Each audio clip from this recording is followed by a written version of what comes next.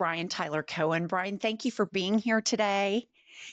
I Thanks so saw much for having me. I appreciate it. I saw over the weekend you were posting about our state school superintendent Ryan Walters, and you see Oklahoma's Trump-loving, Bible-thumping superintendent faces porn probe. Two Oklahoma Board of Education members said Ryan Walters was not apologetic after a video of naked women played in his office during a state meeting, and those were both Republicans that reported this. Here's the thing. The only thing that surprises me about this is it was straight porn because he's Or cruel. these days adult porn. With all the Epstein stuff going on. Yeah, no, he absolutely is the biggest hypocrite, Trump Bible. So I loved that, the hypocrisy going on with MAGA. Have you been seeing a lot of traffic about the Free Ghislaine stuff? Uh, I have. I mean, the first indication I got that this was happening was Greg Kelly on Newsmax, who floated this idea that she may just very well be the Yes. victim in all this. And look, you and I do this every day. It takes a lot to surprise us. That was one of those moments where I'm like, they're actually doing this right now. There are no lengths that they won't go to cover for Trump. And if that includes running cover for Ghislaine Maxwell, who was not only Jeffrey Epstein's like accomplice and assistant trafficker, but like she committed these crimes as well. Right. And like to frame her as the victim is actually pretty in line with how I think about all of like the MAGA universe, because this is the victimhood mentality that kind of pervades the whole movement. It's like to frame Donald Trump as a victim when he's anything but. I mean, he has spent his whole life conning people, and he continues to do so now, but still presents himself as the victim. And they can transpose that idea onto anybody. I mean, it does not matter how depraved of a human being you are. And the fact that they're trying it with Maxwell right now is a testament to that. I know. I was shocked. Like, I'm with you. It takes a lot to shock me.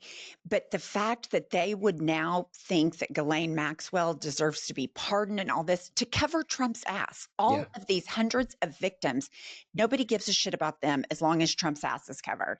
So I just think it's disgusting. And then he said something this morning that blew me away. And Bill Clinton went there supposedly 28 times. I never went to the island, but Larry Summers, I hear, went there. He was the head of Harvard. And many other people that are very big people. Nobody ever talks about them. I never had the privilege of going to his island. What? The privilege. What did you? I mean, I'm just like, he is a train wreck. He's off the rails. The privilege, like this. Imagine saying that now. Like, we've gone through 3.5 weeks of the worst news cycle of Donald Trump's entire life, where most of the country is like, okay, what are your links to this famed, notorious pedophile? And the first thing he says 3 weeks in about this is that he didn't have the privilege of going to this guy's island. It's really unbelievable how many times this has come up, and he can't do anything better. I mean, he's a con artist and a grifter at heart. He can't overcome this. And here's something interesting. I always think when he's throwing out Larry Summers from Harvard and Bill Clinton, number one, I have no doubt Bill Clinton was on there. I've known that from jump, that he was in on this. Yeah. I don't have a Trump, or I don't have a Bill Clinton flag or t-shirt, and Totally. he should be, I mean, if we found out he did committed crimes, he should be punished. Like, I have zero issue with that. But if he never was briefed on the file, how does he know how many times Bill Clinton was at the island? Is what I want to know. Right. I mean, the whole thing is contradictory. Like, he just keeps stepping on his own fate. Like, the whole time he's just stepping on his own toes. There is no it's just whatever errant synapse fires in his brain, and words fall out of his face, and that becomes the new position. And then, of course, which would be bad enough unto itself, but then you've got all of these other sycophants on the right. You've got the Mike Johnsons of the world, the Charlie Kirks of the world, who see this and they're like, guess this is my new talking point. Guess I have to go out there and try and defend all this stuff. And this is now they have to figure out how to explain away the fact that Donald Trump did not have the privilege of going on Epstein's island.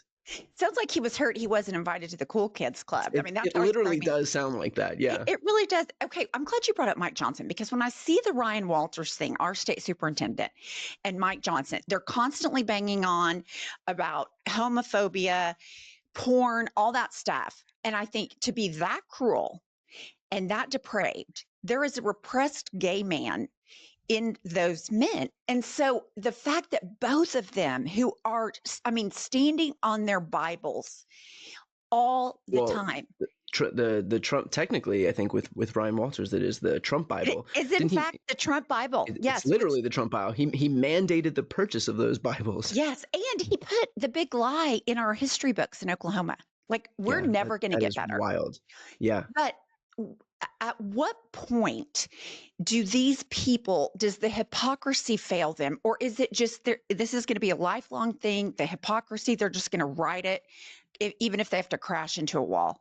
Yeah, that I think is kind of their superpower. And I say this both like derisively, but also admiringly, in the sense that how do you shame the shameless? I mean, it's really difficult, because there was a world years and years and years ago where you can call out somebody's hypocrisy and that counted for something. Like, you Right. can shame them into some having some, you know, integrity. I don't know, but I mean, now we're at the point where you've got people that, you know, present themselves as the pro-life, the pro-family party, who are like lining up behind these ICE raids where they're ripping families apart. You've got these people who present themselves as the states' rights party, where the second Roe was overturned, they introduced legislation to ban abortion nationwide. You've got these people who present themselves as fiscal conservatives, who 5 minutes later explode the deficit by $4 trillion.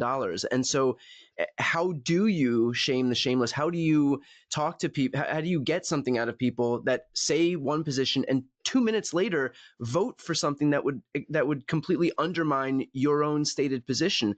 That's the difficult part, because no one's holding them to account on their own side. I mean, you know, again, like, Trump says something and all of a sudden the entire party's North Star just shifts, you know, 10 feet to the right. And so it becomes really difficult to know how to I guess, defeat a party that can't be reined in by shame. They're not embarrassed. You know, like, I think about Watergate. The reason Nixon resigned is he had so much pressure within his own base. Yeah. And this with Epstein, massive cover up, which I might say there are so many massive corruption things that have gone on in Trump's presidency. This is but the one we're talking about today. His party has enabled him. So I look over the course of the next like 15, 20 years, these people are still going to be around. The people that have made excuses and enabled this kind of behavior. And I'm just wondering, like, will young people ever understand that politics is supposed to be about competent people making legislative policy that helps citizens, or is it always going to be a clown car from now on? Yes, the latter. I think?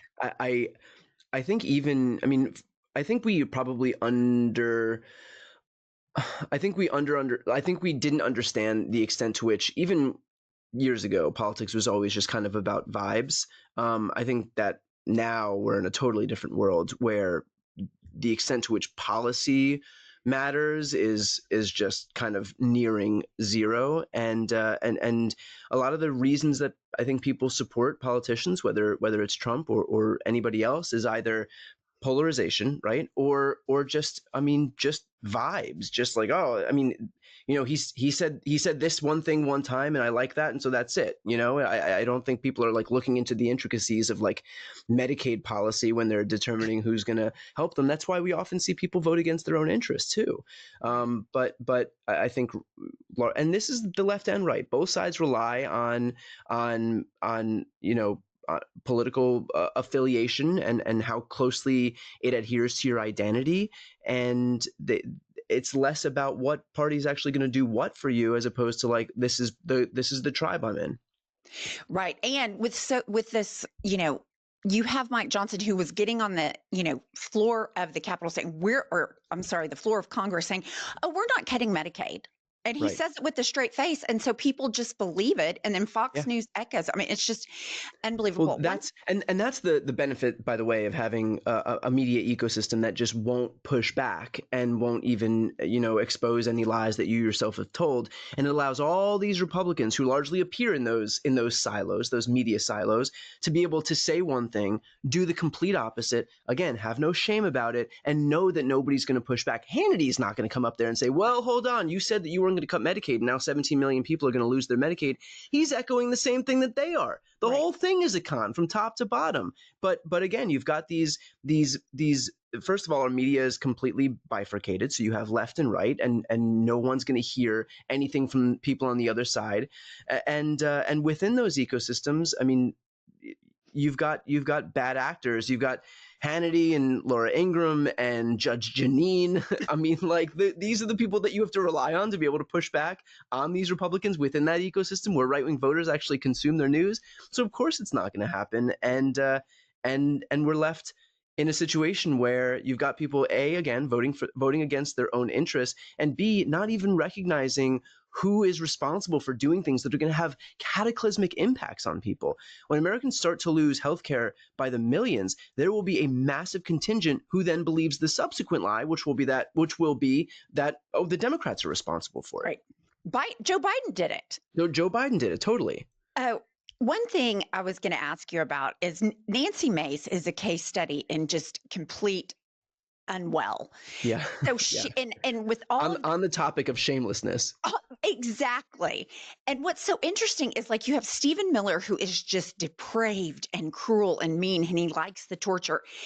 And he's running the policy, in my opinion. Trump doesn't give a shit about the policy. He likes the perks. He likes the power. He likes the brazenness. But so Nancy Mace, I feel like this is how a lot of these triple Trumpers feel about these immigrants and how they are watching this with glee.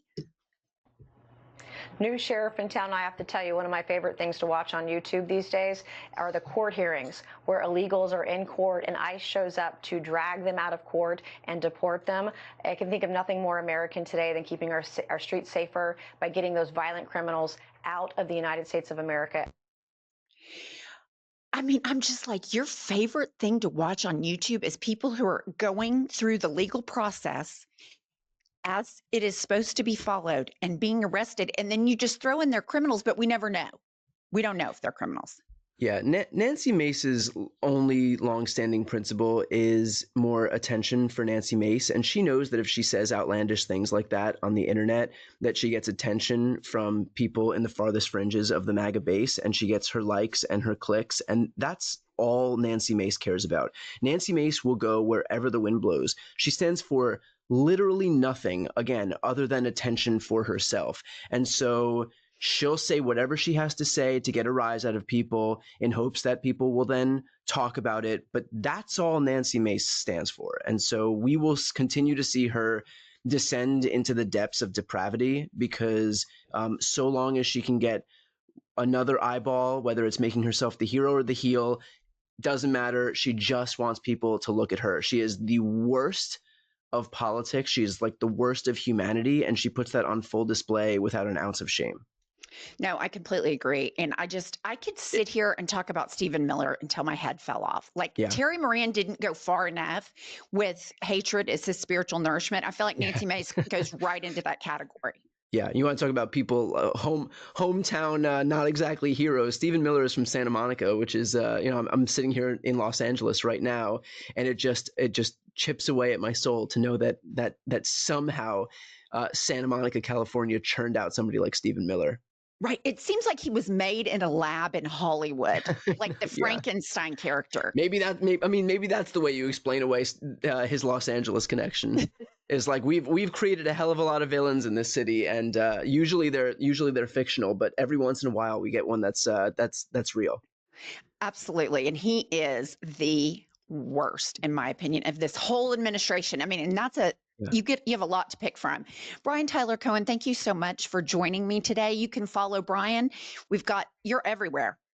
YouTube. YouTube. I mean, all the platforms. My main platform is YouTube, though. Yes, I watch you on YouTube, and I love your social media too. Well, thank you. I appreciate it. Thanks for having me on. We'll see you later. Thank you.